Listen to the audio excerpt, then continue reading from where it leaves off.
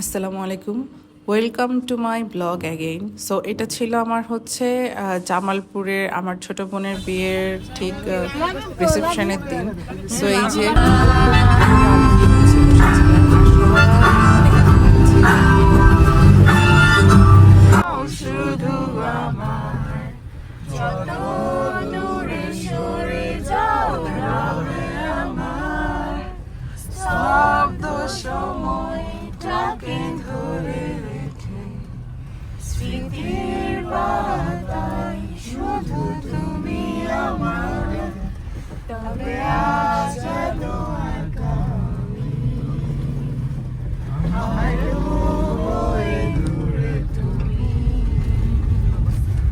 আলো আলো আমি কখনো খুঁজে পাবো না চাঁদের আলো তুমি কখনো হবে না আলো আলো আমি কখনো খুঁজে পাবো না চাঁদের আলো তুমি কখনো আমার হবে না।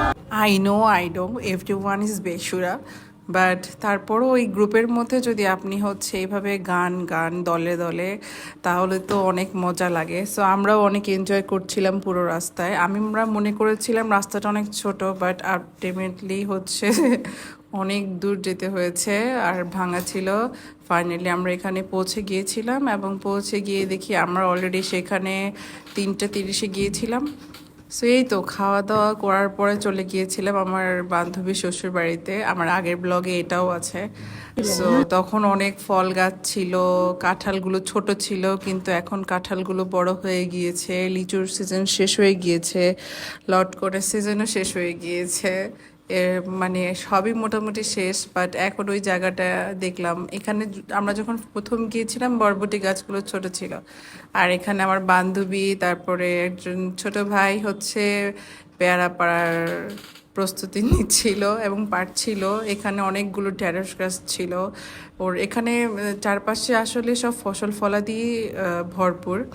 এই যে পুরোটা ছিল, এই যে পুরোটা একদম ঢেঁড়স গাছ।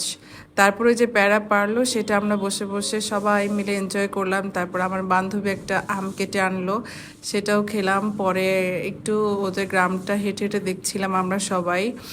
পরে এই তো, এই যে আমার হচ্ছে ছোট বোনের হচ্ছে শ্বশুরবাড়ির জানলা দিয়ে এত সুন্দর একটা সেট।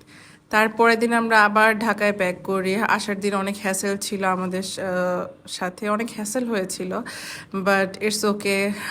আলটিমেটলি অনেক গুড মেমোরি নিয়ে আমরা ব্যাক করেছি। Thanks for watching.